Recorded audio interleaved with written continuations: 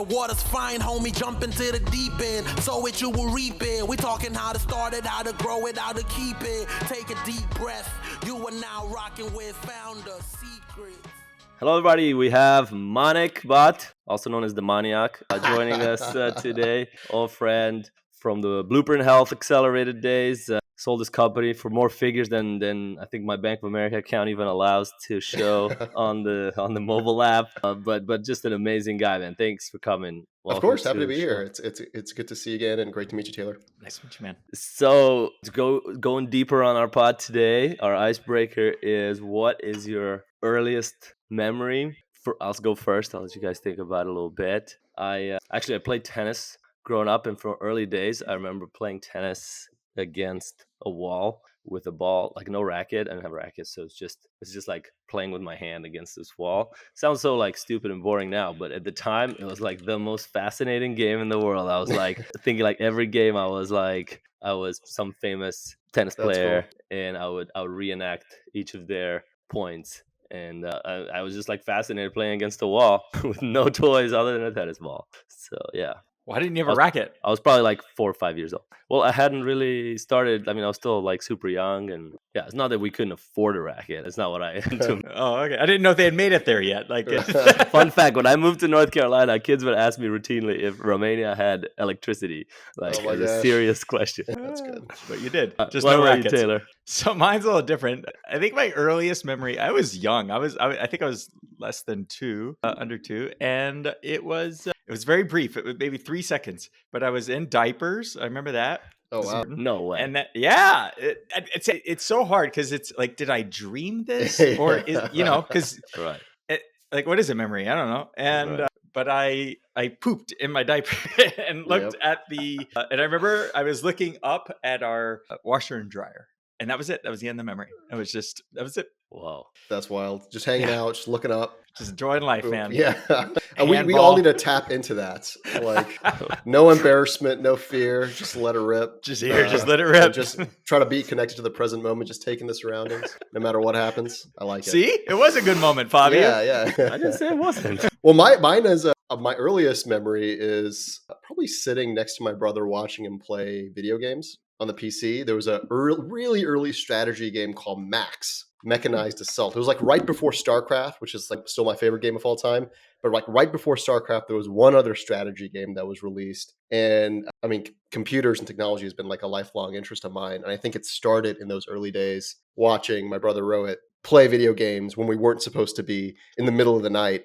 And we'd like hear my mom going up the steps, and we'd quickly turn off the machine and make sure she did not know we were playing when we shouldn't have been playing. But that's probably my earliest memory. I love it. That's so cool. Maybe we'll start there, because were you in the US when this memory happened? Yeah, so we moved to the US when I was 5. So that probably like when I was maybe the year after, we got a PC in the home, and it was like this, oh my God, we have a computer type of moment. And I think it was like in the first year or two is when we started playing games here on the PC. Because your parents immigrated. Yeah. And kind of had to make a lot of sacrifices. And I'm wondering, do you think that affected your choice to be an entrepreneur? For sure. I mean, I think for me, my parents influence a lot of things. So for context, my parents were both physicians, but they're also, I don't know if folks know the geopolitics of the Kashmir region in India, but it's India with a lot of trouble, right? There was people had to leave, Kashmiri pundits had to leave in an exodus there due to religious persecution and basically terrorism. My parents were caught up in that. And so they could not go back home in a sense. And at that point, they were making a decision as kind of newly trained, young, pre-professional doctors around where to go next. And there was an exodus of Indian physicians at the time from India on, do we go to the UK? Do we go to the US? Or do we go to Saudi Arabia? Kind of an interesting third variable, because they were recruiting a lot of people from India. They chose Saudi Arabia mainly because of money. The oil money is quite a bit. So they were paying doctors a lot to come there. But you can imagine that was also a big change where we were kind of, a religious minority here. But that was pretty informative to my parents' upbringing and their decision to come to the US, because they could not catch a break. They, left India, went to Saudi Arabia, then were caught up in the Gulf War in the early 90s. So I was born during the Gulf War. Actually, a funny memory, speaking of memories, funny memory when we moved to the US, and you know how like kindergartens do like show and tells? My parents were still assimilating. They had no idea what to do to this for a show and tell. They gave me a my baby gas mask, because at the time Whoa. during the Gulf War, there was a threat of chemical weapons. So everyone had gas masks. So I'm showing there to this like kindergarten class in Bellbrook, Ohio with a gas mask. And the teacher's looking at me, like, what the hell is happening here? It was goofy. But yeah, I mean, I will say that, obviously it was like core struggle, moving to different places, experiencing the Gulf War. I think it was during that time when they realized that, hey, being in the U.S. would be so helpful and powerful. And they were professionals at the time, so they came over here. But a lot of times when you move to the U.S., even if you were a doctor, you still got to redo a lot of the training. So quite a bit of sacrifice, a lot of struggle that I think was informative, primarily to my work ethic. I think even Flavio, when we used to work at Blueprint Health, I think me and you cranked a lot, put in a lot of long hours, long nights. And I still think that was a big predictor of success. It just takes a lot of grit. But when I compare the level of work I put in compared to what my parents put in when I saw them working growing up, there's built different, right? It's just like, it's not comparable. And so I do respect them for that.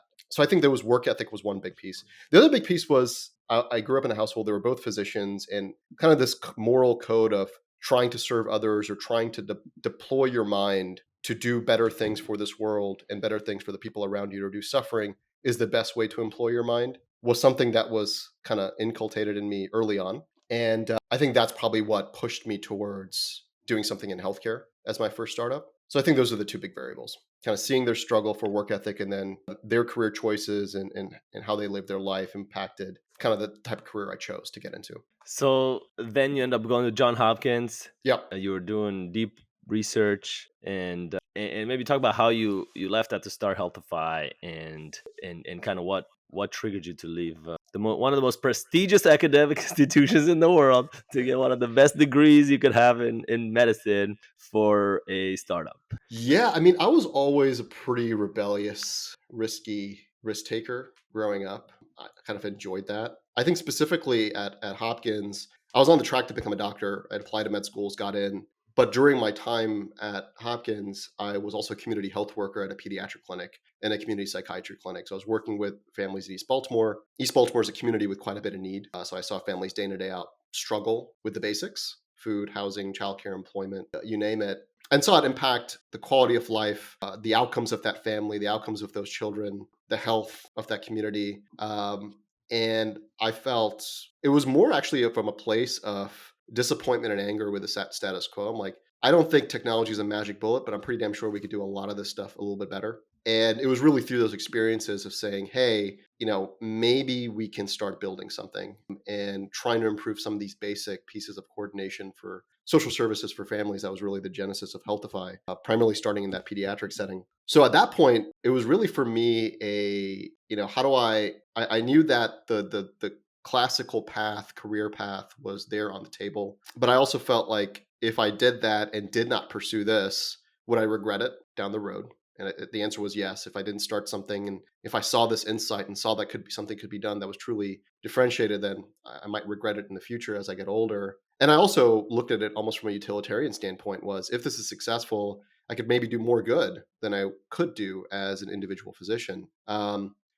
And so it was those, as true or not true as those statements were, that was the logic in my mind at that time. And I think, quite frankly, I was naive too in starting something. I think if I knew everything I needed, if I knew everything I knew now in how tough it is to build something, I probably would have never started. I'm like, I'm good, go to med school. Like, I'm not going on this journey at all. So I do think naivety is sometimes a precondition for taking the leap, and I think that's a benefit of youth in some ways. So I took the leap, and applied to these accelerator programs. Got into Blueprint Health, packed my bags with a couple of folks on the team as well, and moved to New York to see what comes next. And of course, people looked at me with two eyes, and my parents were like, "We sacrificed this much, and you're telling me you're going to New York with no job, no business experience, no healthcare experience, no product? What is happening here?" But I will give them credit. And my brother credit as well of just willing to support me and kind of see it through, right? They could have, many things could have happened, putting their foot down, not being very against the concept. There was obviously light frustration, but never to the point where it stopped me from pursuing my heart. So And I what think was that the was huge. concept up front? Like what made you leave and go to Blueprint? So for me, it was the company Healthify was, in a nutshell, what we did was we helped connect families to social services. And what that meant was we had a enterprise product that we sold to large health plans like United Healthcare, Blue Cross Blue Shield, Humana, folks like that, health systems and community-based agencies to help them coordinate care together. So if a family came to a health system or a health plan care manager and needed help with Meals on Wheels, or let's say a senior citizen did, we would be kind of the operating system to figure out, okay, let's make sure this person gets Meals on Wheels. Let's coordinate the delivery of that service. And most importantly, let's actually understand what the outcomes were of the delivery of the service so we can optimize it down the road. Because what I always felt was we if we believe that our environmental context and social conditions drive majority of health outcomes, then we need to be a lot more intelligent about how we track these things so we can hold people accountable and give real transparency on what's happening to make the network stronger. And that was what was missing in a lot of the social services landscape, was real accountability and real transparency on the data and outcomes. And the goal was, if we can prove that, hey, food is medicine and we should be providing this in a way, and we can point to the real dollars and cents of its impact on our tax dollars, well, now we can redirect funding to where it matters most and where it could be most effective. So that was kind of the high level philosophical structure of the business. But tactically, what we did was getting folks access to services at scale. So I read that this is public on Perplexity. Yeah. And it Oh, said, nice. Perplexity said that you raised $30 million. Is that true? Close, I think. Let me see. So we raised like 16, probably like 23, 24, something like that. Yeah, something like that. Above 20, but under 30. It was somewhere in that range. And so, well, a couple of questions. I guess on the one hand, do you think now looking back that made it easier for you guys to scale and succeed, or harder in that it set kind of a higher bar for success? Yeah, I mean, I think this was probably my own failure in thinking about capital and growing the business. Was I think the money was great. I think what the money hurts is your decision making frameworks, where there's a beauty and power that comes from being in a survival mindset in the early days before you've achieved any level of product market fit. And what we were doing was completely new, where not having cash in hand and looking at that runway number every week and every day is an amazing forcing function for you to focus on the right things. And I think when we had the cash on hand, yes, that we had good reason to raise the money. Yes, we had good reason to believe in the market. Yes, we had good reason to grow the product and the team, but it made us a bit lax in how we deployed the capital, where we weren't as stringent in what we did. One great example of that is office space. My COO, Alex, who I love, will always hold me accountable to this, because I wanted a bigger office. And so we got a bigger office. Spending like 45, 50 grand a month on this office. Wait, was this the one in Flatiron? This was the one in Flatiron. You had access to the rooftop. Exactly. It was nice. So nice. That's New worth it. York, That's New worth York, it. Manhattan, access to the rooftop, big ass office, living large. $50K a month. Yeah, it might have been more, honestly. It was a disaster. We ended up renting it out to other startups to help their system. It was fun that way. It was, startup incubator. It was great. I don't regret the decision. I can reflect on it now that I probably would have made a different decision in the next business, but it was a good learning lesson, right? Like, clearly we didn't need that large of an office space. Clearly that was not the best deployment of capital, but we felt like we could. And we were surrounded by startups raising capital, getting fancy offices. But I think it was a distraction and gave people the wrong impression of the stage of the business where we're at. We are still trying to make this work. Right. We are not in a point where we're in luxury and we can be comfortable. Having a super nice office at such an early stage gave this sense like we've made it when we had not. And it was the wrong decision. So I think the money, you have to be careful and be really thoughtful that you don't lose the decision making, prioritization, and ruthlessness that one had in the early days when money comes in, so you get the most value out of that capital. But yeah, I think that would be the biggest thing. Can I ask, how are you able to keep the hunger? Because I think it's a very good insight. If you come into an office every day and it's beautiful and you have rooftop access and it's free coffee and there's people everywhere, that feels like success for most people. Yeah. I think if they walk into that, I already made it. I think that's a very interesting insight. So how are you able to do all those things, but then keep the hunger to actually build a real business that was worthwhile? I mean, I think we struggled. I think it was a mix across the employee base. I think some people maintained the hunger because they were in it for mission or startup success and could see through the veneer of the shiny, press releases, capital raise, fancy office, and just cared about the work And some people, didn't see it that way. And that did cause, cultural issues that had to be managed and maintained over time. I do think over time we got better at being much more transparent with the team about the warts of the business, what needs to be solved for, and what is each team and individual accountable for. Like we tried so many different iterations of OKRs, KPIs, all these different models of running a business. I do think that the one that worked well, in my opinion, was more of a kind of a mission and metrics framework, which was, here's the overall mission of the business and here's how each employee ladders up to it. And we actually had people recite it in a circle of, like, the mission of Healthify is to build a world where no one's health is hindered by their need. The goal for this year is to reach 10,000 family referrals. I'm on the product team. The way I'm going to help achieve that goal is I'm going to work on the referral feature and making it X% faster. And that's how I'm going to help build a world where no one's health is hindered by their need. Everyone had to run like that. a pledge of allegiance. Yeah. I mean, it's a good way to think about it. Yeah. Everyone had to do that in our quarterly plannings. And that was great because I feel like a lot of the time, in the early days, you have employees who drink the Kool-Aid and the Kool-Aid's great and people can buy into the mission and the culture and all of it. But the Kool-Aid only lasts so long. People need a consistent call towards what they're working on and why it matters and what they're specifically doing to help. And so I think having that mission metrics framework was kind of a useful tool in the toolbox to kind of build that sort of alignment. Yeah, you've always had kind of these insights on culture that I don't hear about anywhere else. So I'm wondering, where did you get your inspiration on, like, for example, implementing that Pledge of Allegiance of the mission, and I don't know if you can mention other things that you've done from a culture standpoint, and where did you drew that inspiration? Yeah, I mean, I think, that I stole. I think I stole that. I think I stole that from Tesla's playbook or something. No, maybe it was SpaceX. I forget. But there was some blog post that they had a version of this. I don't know if they made people recite it. Maybe I added that on my own spin. That sounds new. That seems new. Yeah. So, yeah, I mean, I think for me, I came at, and this is what a strength and a weakness is, I'm a very, my grounding is a lot of philosophy and kind of Eastern philosophy and kind of like thinking through things abstractly. And that can be really helpful when kind of understanding individual motivation, team motivation, culture, thinking from first principles to kind of rebuild. Like one crazy decision I did in the early days, which I had to backtrack on, was, I don't know if you remember this, Flavio, I got so much heat for it from the board and folks, was I made every person's salary and equity transparent. I do remember that. So it's very early days. Very early days, right? Wow. I did stuff like this where I'm like, if I'm going to engineer a business like from first principles, like what would this need to look like? Bad decision, right? Dumb idea. There's a reason why that stuff's not public. And as much philosophy I could throw at the rationale of like, oh, if we do this, the eventual ends towards, the dynamic between labor and the executive team won't manifest. Like I could spin a tale. You were going to fix it all. But why didn't it work, out of curiosity? I mean, human behavior. It's like people, jealousy, resentment, all these, tales all the time, emotions come through.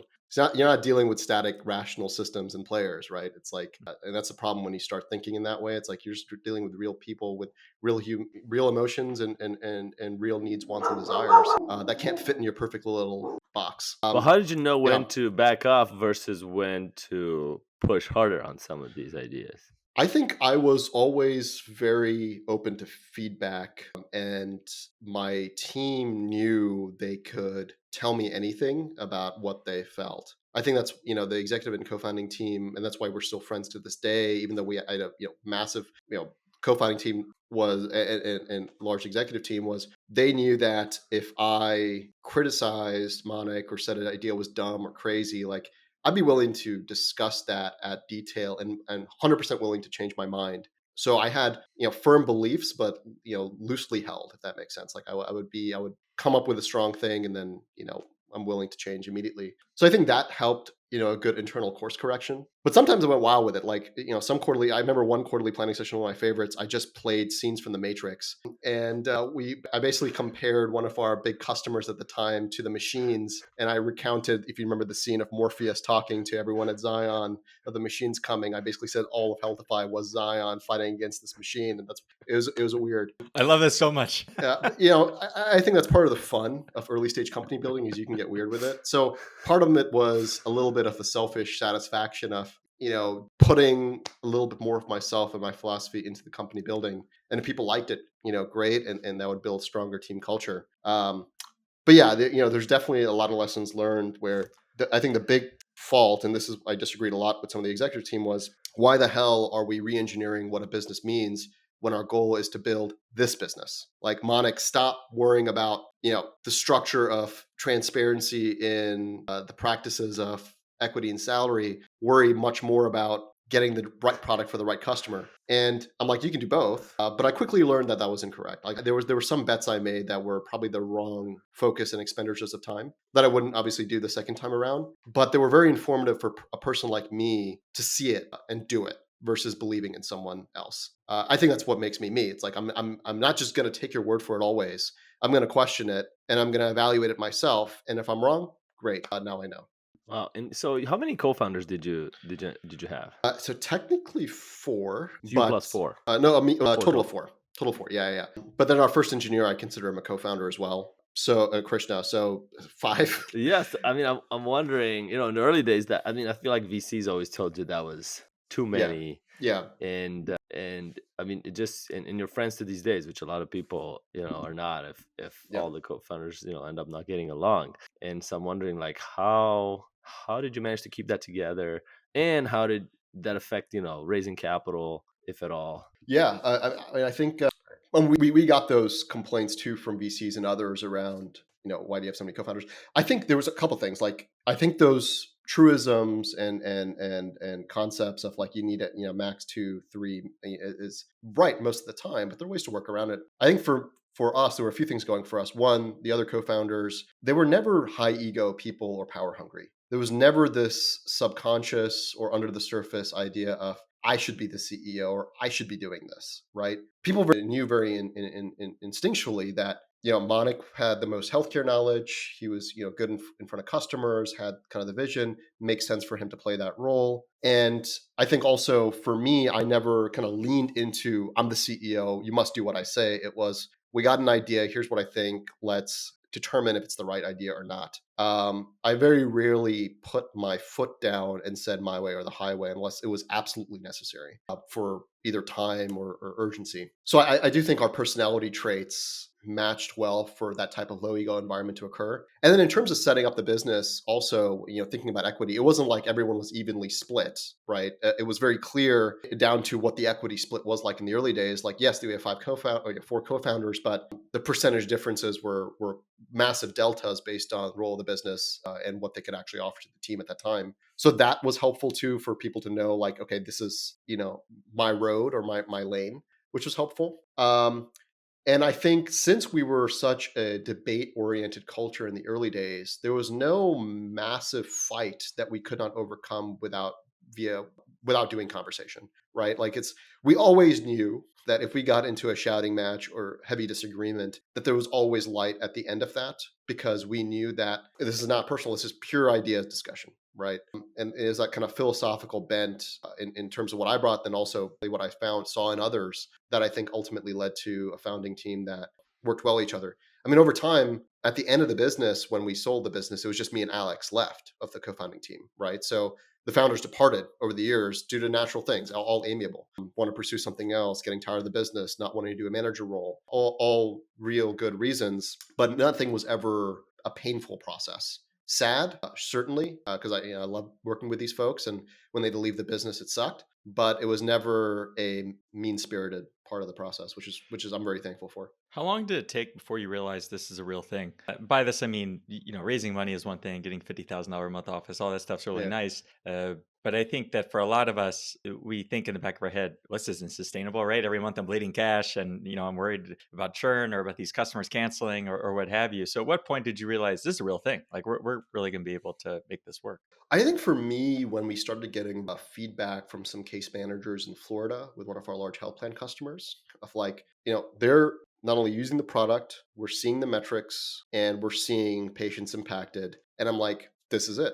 This is working. Super small, but now we know that the idea of this set of a solution stack and presented in this type of way leads to these outcomes. So it was really when we started seeing real outcomes. So I'm like, okay, this is real. Like we can take this to the next level and keep scaling, even with all of the craziness in healthcare and all of like the weird cobwebs you have to maneuver through to get anything done in healthcare. I felt like we saw some real evidence of success and improvement in people's lives. And that's when I was pretty convinced. And never really straight away. I think we were very lucky that we never had any massive pivots as a business. You could probably look at our strategy doc in the first couple of years of where we're trying to head, and the product always kind of was heading in that direction. We never had to make a massive change in who we were selling to, or maybe prioritization, but who we were selling to, or the product, or the people we're serving, or what the end goals of the product were. Because it was very outcome focused. It was based on real world experience that I saw as a problem in Baltimore to say, we got to make better outcomes here. And everything was driving towards that. How did you get the health system as a client in Florida? So that was actually a health plan. So that was, a lot of initially a lot of smiling and dialing, but, we were a little bit early to the market. Nowadays, what we were doing is grown quite a bit. There's like 2 unicorns in the space in this market. At that point, it was finding the right champion at the enterprise level and convincing them that this would be net good for them and their scope of responsibility, and then really being all hands on deck to make sure that that champion takes that mission to other folks at the department level or executive level, and depending on how the health plan was structured. So finding that first champion was critical. And in this case, this person by the name of Sarah Carroll, who I have immense gratitude towards, who took an early risk on this, maybe 5-person startup at the time to partner with us to test out this product. So I think, finding those early champions at the enterprise level, I think is key, and having a real account plan on who that is, how to get to them, how to convince them, what matters to them, what would make them look good as well in the organization. I think. But how did you figure that out? Like that's Yeah. easy to say. It's very hard. I sell in enterprise too. And it's very hard. Like these things are easy to say, oh yeah, just get in there and figure out their pains and know Sure. it. But my Lord, is that hard? I know people who've been doing this for 15 years and they can't figure those things out. So how are you able to do that as a younger, less experienced team? I think the big thing is being open to asking questions that on the surface there's the 2 variations. Like one is questions that are very obvious, ask them because your assumptions might be proven incorrect. And questions that make you uncomfortable, ask them because there's probably some insight there. For me, the former was always pretty easy to ask. Like I'd ask basic questions to get a sense and get them talking and learn a little bit more about them and their needs. It was really uncomfortable questions that I learned a lot. I think, in the early stage, the only resource that really matters is time. And how do you make the right bets with the time you have? And the only way you do that is by getting answers to the toughest questions from the customer. And so in a mission-driven company, it was even harder because you go to a customer and say, hey, we want to help families connect to services. And like, oh, great, that's a great idea. Yeah, go do that.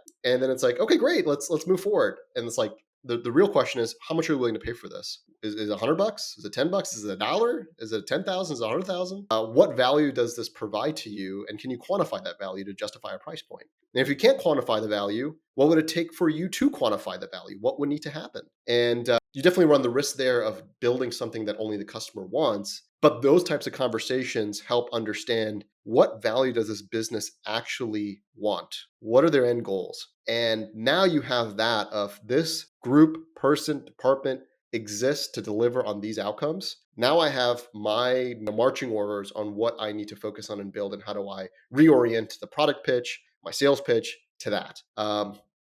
So yeah, no, and it's a basic thing, but thinking really concretely about those questions that make you uncomfortable in the early days is useful. Yeah, so that's what I'd say. So you, at some point, were offered to sell the company more early on for like a healthy amount that everybody potentially would have been happy with. Yeah. Maybe. And you said no, which I just think is such an incredible, hard thing to do. I wonder how you did that. And then how did you end up saying yes eventually to WellSky when you sold? Yeah, absolutely. So, that was super early days. So, large health plan, saw some great success with our early product, and, came to the table to say they wanted to buy us for a pretty healthy sum. At this point, we were straight out of college. I was in my mid-20s, maybe something like that. Our CTO was even younger. He had taken a semester off school. This is actually another funny story. I tried to convince my CTO, Dan, to drop out. And we had to go try to pitch his dad at Columbia. His dad's a psychiatrist at Columbia, so we had to go pitch and convince him to see if he could drop out. He didn't drop out. He took a semester off. But we were young. we were young. So seeing this massive amount of money in front of us, everyone would be multimillionaires. We're like, oh, wow, this is crazy. And we were conflicted. We were split. I ultimately, I give a lot of credit to my other co-founder, Alex. I was iffy. My co-founder, Alex, was resolute. No, we're not taking it. My other co-founders were iffy, and one of them was, let's take this. Like, we'd be absolutely dumb not to. After a lot of heart to hearts, I think for me it was, hey, it's great validation. I was never in it for the money. I was like, I didn't even know I was so early in my life. I had no real responsibility at that point in time. The life had not hit me in some ways, which I think was good. Against the naivety was powerful force at that time. Was I felt like I don't even know what I'd spend the money on. And I don't think I've learned enough in this business. Like, I feel like I would have completely not accomplished the goal of what I set out to do, which was scaling this company, learning from that, serving more people. And like, maybe that would happen under this enterprise, but probably not. It was not clear to me. And so I decided, again, I would regret not taking this to the next level. And what's other crazy part of this is I had to make an urgent decision. So this was at the same time we were raising our first round of capital. And so the people we were raising capital for did not know about this offer. But the people who made the acquisition offer knew that we were raising capital, because obviously they wanted to make sure that we didn't complete that round, because that would have taken the valuation even further and probably made it out of reach for them to acquire. So they wanted to get a deal done ASAP. So it's under timing pressure on both sides. And we had a month of runway left. That was the other big variable here. I forgot about. This is like bringing funny PTSD memories of this time. And so we were basically figuring out, okay, if something needs to happen, because if we don't raise the money, we're dead in a month. The acquirer, if the acquirer deal fails, we're just like also dead in a month. So it was a matrix of things. But I think ultimately the big driving force for me was I did not feel we had gotten to point B. And for better or for worse, the business was my life at that point. Healthify was me. I was Healthify, right? My identity, and this is, it took me many years to extract myself from that identity. But at that point, the identities were one and the same. And so I felt like I could not part ways when I knew that I had not accomplished much yet. It'd be selling out in all senses of the word. So yeah, for all those reasons, I kind of just ended up, calling them and letting them know we're going to decline the offer, and they were not happy. And that was, had to. They're a customer. They could have responded by canceling their contract. On a call they said that as much as that. They ultimately didn't. It was a pretty brutal call, but it was obviously 100% the right decision. And now that I have the benefit of hindsight. So yeah, so that was kind of that journey, and then after that was actually a rallying moment for the entire team. Of like, okay, team has such confidence, they're willing to say no to this and move forward, and it made people even more energized to continue on the mission and keep growing. So that ended up being a net positive in all aspects. Awesome. And then years down the road, Wellsky comes along. How did that? Yeah, it was an interesting moment. So we basically there was a whole journey there too. So in 2020, obviously COVID hit. We had a couple of big things happen. One, I hired a new CEO. We can talk about that, their journey. CEO left. I stepped back into the seat in about 3 months. COVID hit. Almost every state needed what we did, because they're like, we're struggling with understanding what services are on the ground. We need better access to them. So there was a lot of policy momentum in our favor. So we had a lot of great growth going into 2021. And we were confronting a decision: do we raise this massive Series C at like a silly valuation, like a lot of the folks were raising at the time, or do we pursue strategic capital? And for me, I felt like, just business context wise, I felt, one, if we raise more capital, I have to kind of rebuild the executive team. That's tough. No guarantee of success. Number two, I felt like the end goal of the business might be a whole lot better if we had clinical data. Going back to the earlier thing I talked about of like proving outcomes, you just need some more access to clinical data to do that effectively, and we did not have that. And so then we just, as a board, we decided, hey, let's peek our heads up and see what strategic interest is out there. And luckily we got quite a bit, had multiple offers competing, and kind of went through that whole process. And luckily, started working with, Wellsky, and we had met the Wellsky team in the past. We did an RFP together. So gotten friendly with the team. So it wasn't kind of a completely net new introduction. It was someone in our network who was part of the kind of bidding process for the business. And the narrative there was, they're a massive, company, private equity backed, probably like 2,000 plus employees.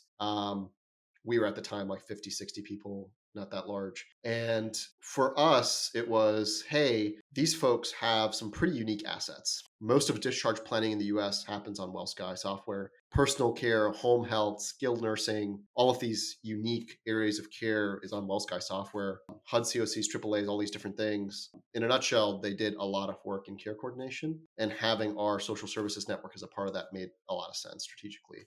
So we felt like there was mission alignment and that it would actually be an add value to where we were headed as a business. And obviously the dollars and cents made sense too. So all those things, we decided to pull the trigger. Well, congrats, man. That's quite a journey. We could be talking about this for hours, and maybe we'll have you back to dive deeper into some of these journeys. Of course, man. But I definitely want to ask about psychedelics. So Yeah. I have to switch gears a little bit. And rather than like a general question, Yeah. I'm going to be a little more specific. You can take it however you want. I remember you showing me the video of Steve Jobs when this guy asks The insult video, yeah. The insult. He's trying to insult Steve Jobs on, if you like Google insult Steve Jobs, this guy's like, what about Java and all the open source stuff? And what have you been just wasting time for 7 years doing nothing, Steve? Yeah. And he like says like, you can please some of the people some of the time. And he goes into this long sort of explanation of how he's probably right. Java is like better for some things, but he's trying to build this like big cohesive thing that requires, integration and a full plan and something beyond what this guy can really see. It's basically making him look bad. Yeah. And I asked this because it seems on the one hand, you're like you plan, you're very thoughtful about. I remember you showing me like investor or customer presentations that you like took a long time to design and think through every word and every design and like plan out the conversation in advance. And on the other hand, you were talking about Eastern philosophy and kind of, being present in the moment and like flowing with what's happening. So I guess I'm wondering how you reconcile those two, because to me, they sound kind of mutually exclusive. And yeah, and I don't know if psychedelics has helped you with that, but these to me seem related. Yeah, I mean, I think psychedelics have been hugely helpful in that way. I think for me, the power of psychedelics as a tool, and I get, I can talk at length about psychedelics for hours. I haven't done psychedelics in some time now, but in my early 20s, I would say I went down the rabbit hole quite a bit. I think that that tension, I think, was critical. I think the tension produces, interesting behavior. And what I mean by that is I approached every problem hyper rationally and hyper logically, right? And there's a lot of pros to that, but it's like that famous quote, like a mind all logic is like a knife with no handle. It cuts the hand that holds it. And I've always resonated with that quote because I felt like that was a lot of me, a lot of the time, was pure logic, low emotion, and that would cause me to ruminate and overthink and analyze upon analyze upon analyze and question upon question upon question upon question, searching upon searching upon searching. And I think that leads to a very depressed state. And I would say, classical mental definition of depression, I was in that for, I think, probably a large part of my life, post-college and even during college. And I think it was because of these ruminative cycles that I think was a superpower, right, in some ways, but also can absolutely riddle the mind and focus on the wrong things and not take in awe of the beauty we live in. So psychedelics for me was a way to quiet the mind in a lot of ways and show that there are other ways of experiencing the world that are radically different than my day-to-day operating model, where concepts of being present or actually taking in your surroundings and being joyful that you are here at all are not just words you say, but feelings you can experience in your embodied self, and can take you away from some of these ruminative cycles that might not be productive to your ability to conduct yourself in the world and serve others. So I do think the tools were useful in that way for me to see that there is another way of being. But I think the tension exists. It's more now that I know when to lean into which side. I have another aspect of myself that I can pull out when needed versus being one mode all the time. And I think that's helpful. I think that constant dichotomy is, it's the dialectic that produces the best outcome, which is kind of where I find myself now. More balance in a sense. I have one final question. It might be related. I think a lot of people, you mentioned this earlier, that your identity was tied very, very closely with the business. Yeah. And then you sell the business, and all of us in this call have sold businesses. And in my experience and with a lot of friends of mine have sold businesses. They end up going through this, depression is not the right word because it's very hard to, it's not depression, but they go through this kind of mental crisis around, oh boy, I let it go. Were these, kind of psychedelic experiences helpful in that regard, or how were you able to disconnect and really kind of move on from the business? Yeah, no, it's a great. I mean, psychedelics were, I think, helpful in that journey as well. We're kind of shedding myself of these identities and reconnecting with what matters most. I used to run this exercise. So another thing here is I used to be kind of a psychedelic guide for folks for a period of time, and I had this whole like structure that I would walk through and different processes to make the experience useful. One of them I did was, if you cut away all context, what is the thing that brings you to tears? And for me, it was almost an immediate image of my brother in my mind, or my family, and people can have different things. And it's a way to reconnect with what matters most in life, where a lot of the career identity is useful, certainly useful to be financially viable in this world. But extracting all of that means that there's still pathways to happiness if you know what brings you to tears and you try to avoid that or reconnect with whatever that is. So I do think the psychedelics are helpful to access parts of yourself to really go underneath the layers of, independent of all the environmental substrate you're in all day, every day. Who are you at that most root level? So yeah, so I think psychedelic journeys, gave me a lot of insight into that for myself, which braced me well for the impact of, I do not have this career, this quote unquote CEO identity, this mission scaffolding, but recognizing that I have tons of other scaffolding that are quite helpful that can allow me to sustain.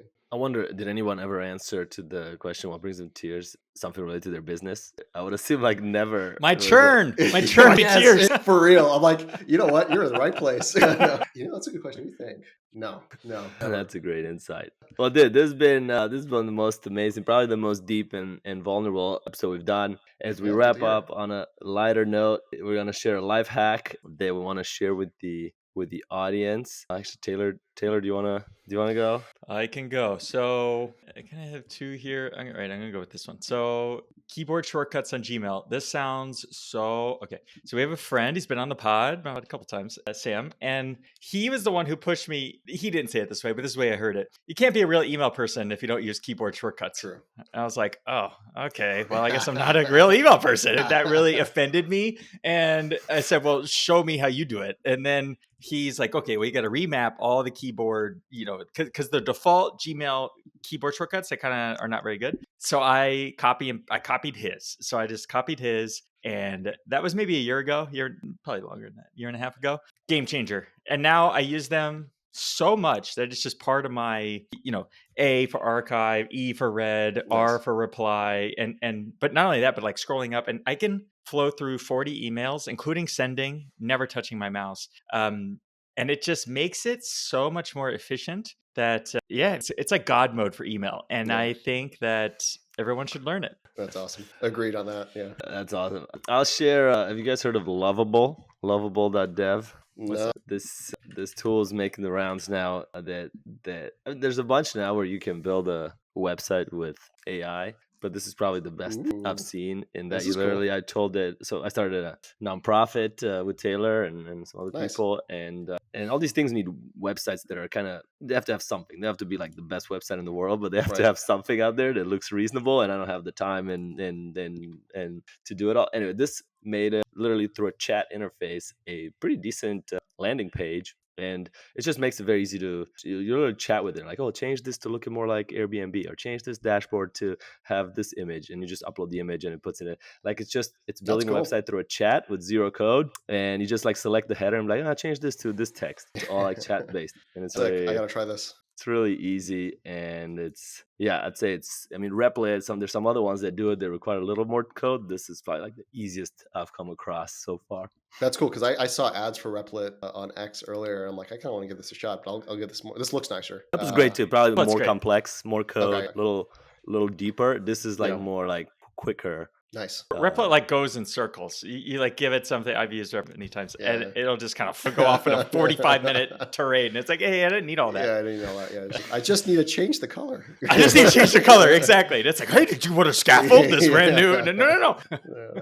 Black to red. But yeah, well, I'm going to continue the keyboard theme. And I'd say invest in a split mechanical keyboard. Oh, we're back in the 90s. And ideally do it ortholinear and curved. So I'm a headphone geek and a keyboard geek. So I don't know if you can see these are my babies. Curved. Whoops. And also this is where it gets cool. So this one is curved ortholinear split with a mouse ball. So my hands never have to leave the split, so I can use my mouse on my keyboard. Amazing. What people don't realize is like most keyboards are terrible for ergonomically, right? It's like when you extend your hands up, like you can see that, I don't know if you can see your fingers, but like your keyboard is never shaped towards your fingers really at all. And so you want something that's ortholinear, which means that it's vertically aligned versus horizontally aligned. So it actually resembles your fingers. You want something curved because the depth of your fingers are not all the same. And when you split it, obviously you can like actually put your hands like you're commanding the Starship Enterprise, so you're like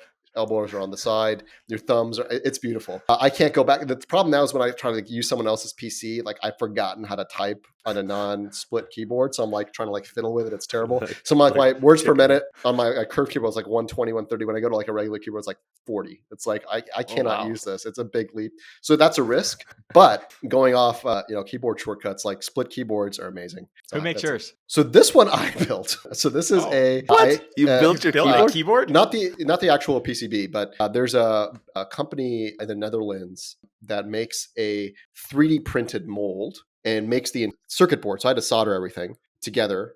But there are only a few boards out there that do what this does, which is ortholinear, curved, split with a trackball. There's just not that many that do that. Now there's more have popped up on the market over the past 2 years or so. There's the one that everyone talks about called Naya. Naya Create is another big one that people use nowadays. But yeah, so this one was kind of soldered by me with my own mechanical. That's another thing. We can spend an hour talking about mechanical keyboards, go depth on the actual keycaps and the key switches and the types of key switches. There's a crazy DIY community in keyboards that has emerged. But I got this specifically for that need where it's kind of tuned to my fingers. And the big is the trackball. Trackball's killer. Yeah. Wow. Dude, that is incredible. Well, on that note, and that all-inspiring, Manik, thanks so much for coming on, buddy. Of course, man. It's great to see you. We'll need to have you back. Yeah. Happy to come back anytime. Thank you for rocking with the homies. Taylor, Trusty, and Flavio. Seize the day, own it. Until next time, hold it down. Hey.